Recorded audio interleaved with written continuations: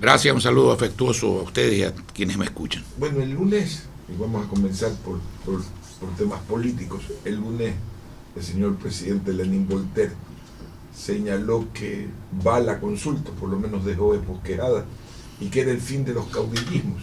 ¿Cuál es su opinión sobre las declaraciones del día lunes del señor presidente Lenín Voltaire?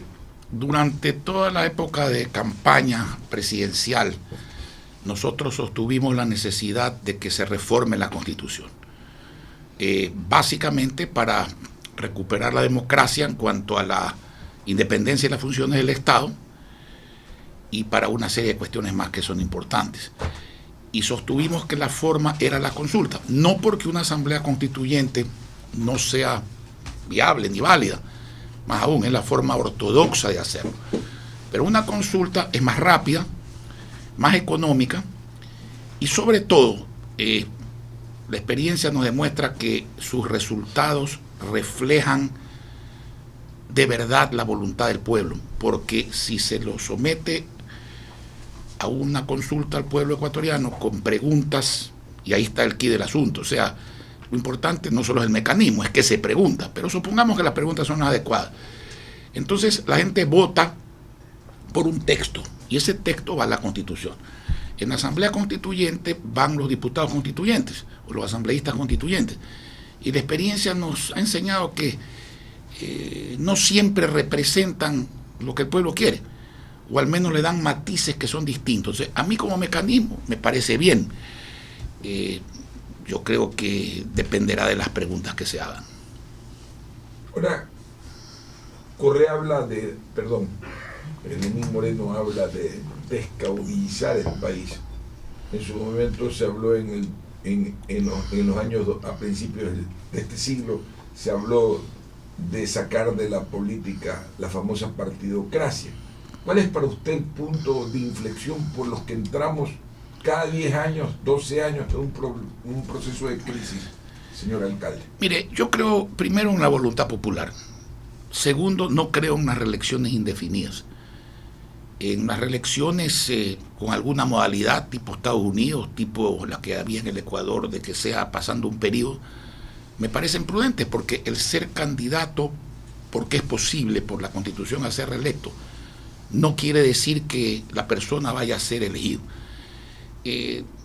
Destruir liderazgos populares por esa vía, a veces se logra por un momento, no es muy democrático. Lo que hay que hacer es poner reglas claras. Por ejemplo, si el presidente Correa hubiera... Habla el presidente Lenín Moreno de descaudillizar el país, no de liderizar al país. Es decir, líderes deben haber, lo que no deben haber es caudillos.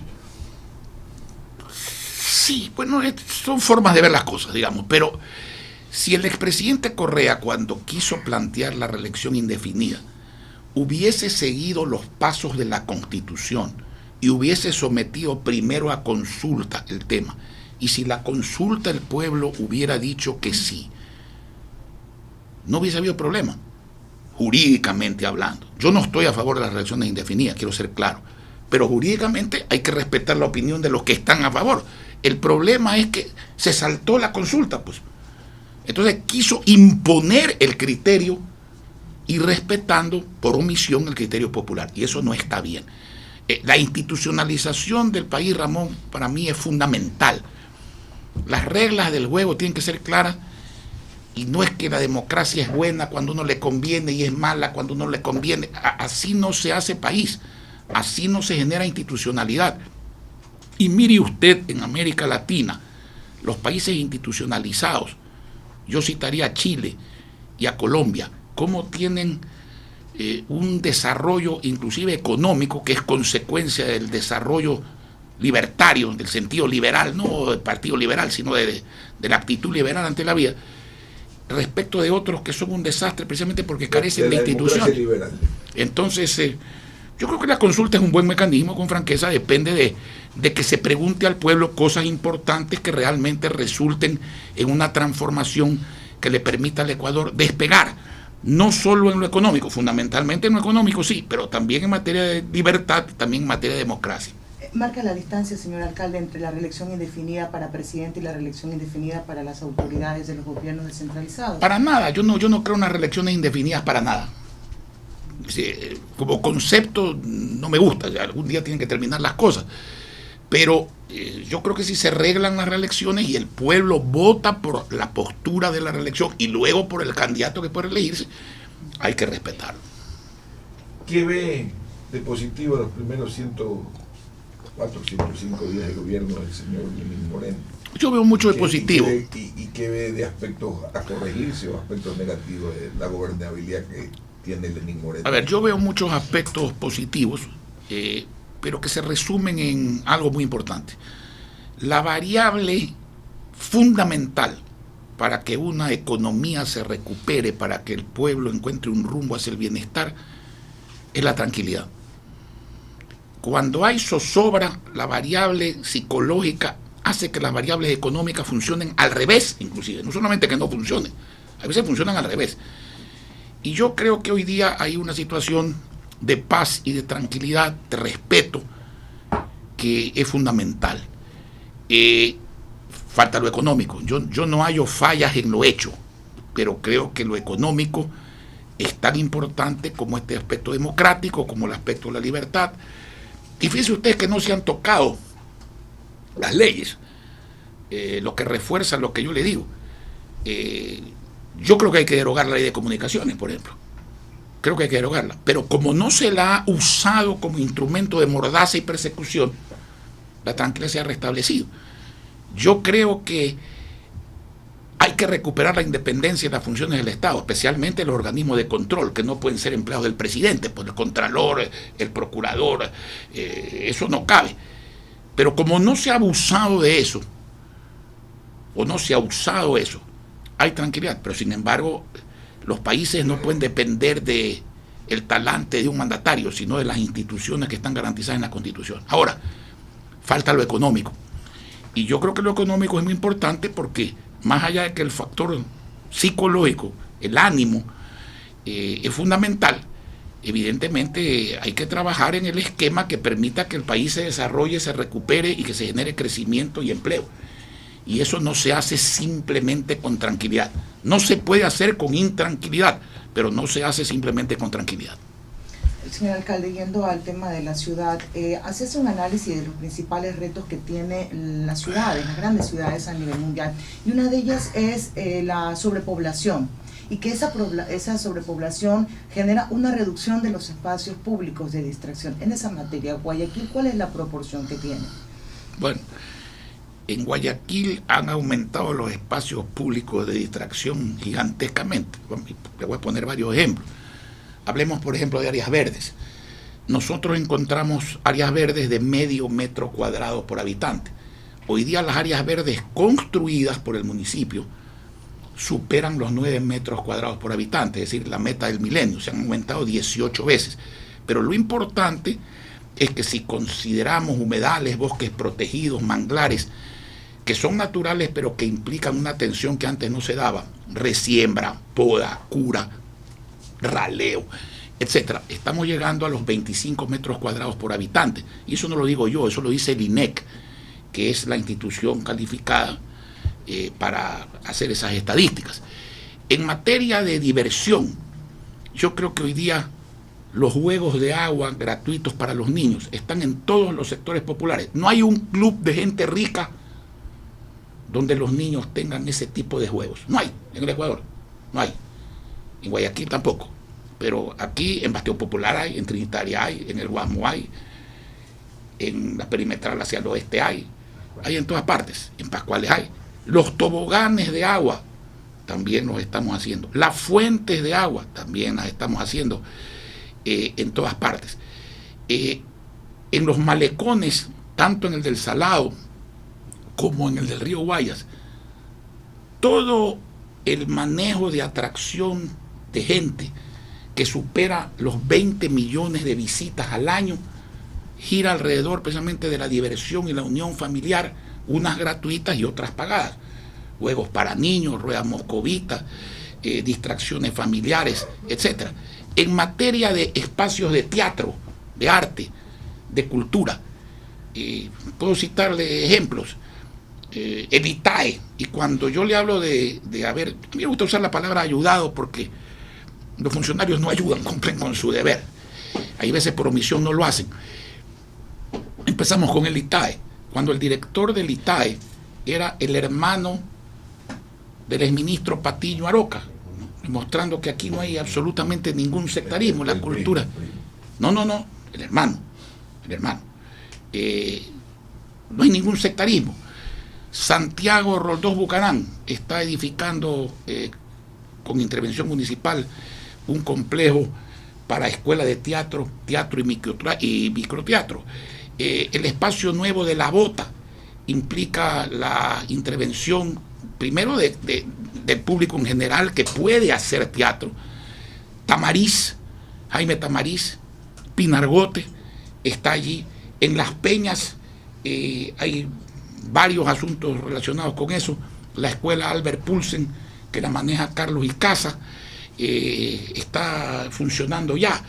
Entonces, yo creo que se viene el proyecto de Guayarte.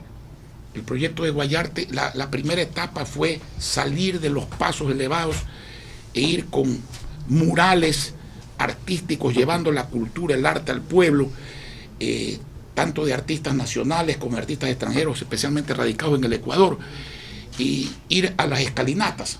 Por ejemplo, en el Cerro Santana terminamos la de Gustavo Amancha, que es un importante pintor nacional. Estamos haciendo otras. En la perimetral, en el Cerro El Jordán, se hizo La Falda, un gran mural de la niña con la cometa, pero ahora estamos aterrizando en un proyecto muy ambicioso, que Dios mediante será inaugurado en octubre del año próximo, que abarca desde la Universidad Católica, en la Carlos Julio Rosemena Tola, la Plaza Carlos Armando Romero Rodas, sigue por el puente Zigzag y llega a la entrada de Urdesa en terrenos de la Universidad de Guayaquil, donde se hará arte urbano, auspiciado por nosotros, obviamente con reglas del juego, con incentivos, con premios, exposiciones permanentes, mezclado con gastronomía y con música. Es un proyecto ambicioso, pero un proyecto perfectamente factible, que ya estamos por concursarlo en los próximos días, seguramente antes de la fiesta de octubre, y que tiene como ejecución entre 9 y 12 meses, por lo cual planificamos inaugurarlo el año que viene. De manera que los espacios en Guayaquil siguen creciendo, y me permito concluir con una apreciación. Alguna vez lo dije, creo que en esta misma radio. Una cosa son los servicios básicos. La gente no puede vivir sin agua, no puede vivir sin pavimento, etcétera. Pero yo nunca le he oído decir a alguien: qué lindo tubo de agua aquí, qué linda vereda, qué lindo metro cuadrado de asfalto. La gente necesita eso para vivir bien y con dignidad. Pero lo que la gente disfruta, porque yo a Galeano lo cito no por su ideología, sí por su inteligencia y su sentido común. Pobre no es solamente el que no tiene dinero. Pobre, dice Galeano, es el que no tiene tiempo para perder el tiempo, porque en la vida hay que trabajar para vivir, no hay que vivir para trabajar, que es una cosa muy distinta. Y la gente lo que aprecia es eso, la unión familiar, la diversión, la distracción, la superación, y bueno, eso es lo que estamos haciendo. Usted antes dijo algo que me dejó pensando, que un país no puede depender del talante de un presidente y del talento de un presidente. Ni del bueno ni del malo, porque los dos, el uno gracias a Dios pasa y el otro desgraciadamente pasa, pero los dos pasan. Iba por otro camino diferente a su análisis, señor alcalde. ¿Qué pasa si aplicamos el mismo tiempo? Una ciudad no puede depender del talante y el talento de un alcalde. Pasa lo mismo, exactamente. La apreciación para el presidente es la apreciación para el alcalde y para el prefecto y para todo el mundo. ¿Quién políticamente tiene su partido prediseñado, diseñado, que pueden ser los diferentes sucesores para poder reemplazarlo usted como alcalde en un momento dado? Mire, cuando yo era... Porque está anunciado, entiendo que ya no quiere ser candidato a alcalde. No es que anunciado, lo he dicho y así va a ser. Y precisamente porque no creo en las reelecciones indefinidas, y porque además ya nadie puede decirme que no he tenido voluntad de servir al país, a Guayaquil, porque creo que 19 años de alcalde y 35 desde que fui gobernador son como bastante. La mitad de mi vida, digamos. Así es. Entonces, mire, cuando yo era muy joven, un día me dijeron que yo era el delfín. Mi respuesta fue sencilla: bueno, mi partido no es un acuario, ¿no es cierto? Después me dijeron que era el cachorro. Entonces, mi partido no es un zoológico, ¿ok? Y si yo fuera cachorro a los 70 años, eso transformado a la vida de los animales, relacionado con la gente, el león tendría que tener como 300 años, no puede ser cachorro, digamos, ¿no es cierto? Pero los partidos tampoco son fábricas de dirigentes ni fábricas de alcaldes. No se fabrican buenos funcionarios, buenos alcaldes, buenos presidentes como se fabrican automóviles, no. Los liderazgos se ganan a base de experiencia, de constancia, de sacrificio y de hechos que la gente reconoce. Ahora, necesarios somos todos, insustituibles no es nadie. En el mundo ha desaparecido grandes hombres y todo sigue funcionando y mejor. Entonces ustedes no tienen una organización que esté produciendo gerentes o líderes para administrar. Yo creo que tenemos gente capaz. Negación, es decir, acaba de decir de que no está concebido el hecho de que se fabriquen líderes. Es que no se fabrican los líderes. No se fabrican. Los líderes, eso es otra. A ver, se forma personas y en el partido hay muchas con capacidad de ser buenos asambleístas, buenos alcaldes, buenos presidentes mañana. Pero eso es decir, ¿quién es su sucesor? Mi sucesor. Usted no me ha preguntado eso, pero otros me lo han preguntado. Dice, ¿por qué no ha formado un sucesor? Porque los sucesores de todos nosotros son nuestros hijos. Uno en política no tiene sucesores ni herederos, porque aquí no estamos en esa posición. Pero yo creo que en el Partido Social Cristiano María Guerrero hay gente muy capaz, que estoy seguro que va a ganar la alcaldía de Guayaquil, por ejemplo. Pero no porque son señalados a dedo, sino porque se han formado, porque tienen conocimientos. Ahora, le falta... hay que concursar, hay que ganar las elecciones y luego hay que administrar. Yo siempre he dicho y lo he cumplido en mi vida, a mí nunca me ha preocupado llegar. Lo importante es cómo se va uno. Porque llegar ha llegado mucha gente. ¿Cómo se van? Bueno, algunos hagamos un análisis de dónde están los que se fueron. Unos están en el cementerio, otros están prófugos, otros están descansando en Europa, otros están preocupados. Lo importante es irse tranquilo, con la conciencia tranquila y con el deber cumplido. Un funcionario honesto no se lleva sino 2 recompensas. Una personal, la conciencia tranquila por el deber cumplido, y otra el cariño de la gente. No hay más recompensa. 7:49, María Fernanda. A 2 años de haber tomado la competencia del tránsito, uno se pregunta qué hace la Comisión de Tránsito del Ecuador en una parte de la perimetral, alcalde. Ya sabemos que será el 20 que van a tomar ustedes la administración, pero sí vale saber el origen, por qué todavía está presente la Comisión de Tránsito del Ecuador en esa vía que se ha definido como una vía urbana. A ver, yo creo que al inicio todo traspaso es siempre complicado, más aún el tránsito, y peor después de 60 años, ¿no es cierto?, una institución Nobel como era la ATM, y todavía lo es, pero ya tiene la experiencia para hacer las cosas. Creo que las está haciendo bien, más allá de los defectos que toda organización puede tener, pero mayores son las virtudes. Se llegó a un entendimiento de que por algún tiempo la perimetral la controlen ellos. Ahora, aparentemente, creo que se ha superado el tema y por eso mejor es ir por lo jurídico, ¿no es cierto? Ellos ignoraban seguramente que en el gobierno de Palacio yo logré la descentralización de la perimetral. Es la única vía cuya competencia, que era del Estado, pasó jurídicamente al municipio de Guayaquil, y las competencias pasan con dinero. Yo recuerdo que nos pasaron $10 millones para arreglar la vía perimetral, a cargo que de ahí en adelante fuera por nuestra parte el mantenimiento y la ampliación, y hemos hecho, de manera que yo creo que no va a haber ningún problema. Los señores de la Comisión de Tránsito del Ecuador, a partir del 19-20 de este mes, tendrán que dedicarse a otras cosas y entrará a la ATM a administrar eso. El dragado del canal de acceso al puerto de Guayaquil. El dragado está en pleno concurso. Estamos esperando, cuando el expresidente Glass fue privado de sus funciones, quedó vacante la presidencia del organismo, el Consejo Consultivo Productivo, me parece que se llama, que es el que aprueba los beneficios de las APP, de las alianzas. No, sí, está en manos de la ministra García, pero todavía hasta ayer al menos no estaba firmado el decreto que la encarga de eso.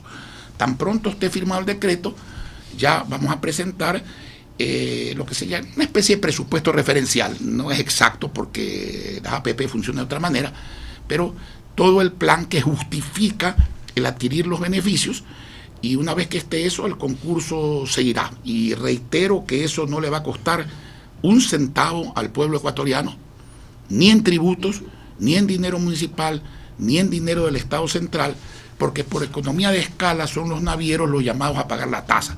Y eso está absolutamente claro. Por economía de escala, cuando se profundiza... Si no se dan las escalas, el contrato prevé que la empresa dragada reciba dinero. No. Esos son contratos de riesgo.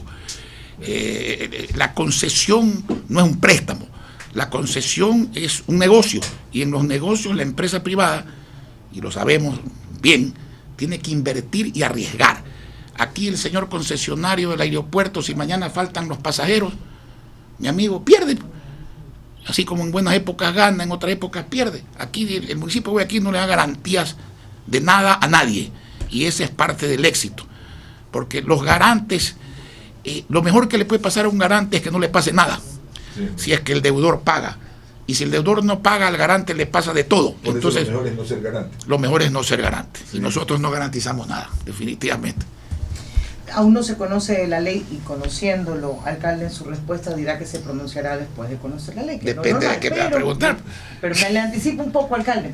Hay un problema, hay una necesidad y hay una solución que está fuera de la legalidad, que es la existencia de los taxirrutas para algunos sectores de la ciudad de Guayaquil. Se va a presentar una ley a la Asamblea para ver cómo se puede regularizar, cómo se prepara para eso. Yo le voy a poner un ejemplo. Hay dentistas, ¿no es cierto? Y hay gente que practica la odontología, es un ejemplo, al margen de la ley. ¿No le parece a usted que no se necesita ninguna ley, sino que se necesita que los señores que quieren ser dentistas vayan a la universidad, saquen su título y se hagan dentistas? Pues no puede haber una ley para los que ejercen odontología y otra ley para los que no son odontólogos y quieren ser practicantes de odontología. Yo me pregunto, ¿por qué los señores de lo que se llaman los taxis informales, o algunos lo llaman piratas? Yo no, yo respeto a todo el que trabaja, pero tiene que trabajar dentro de la ley. ¿No será mejor que sean taxistas?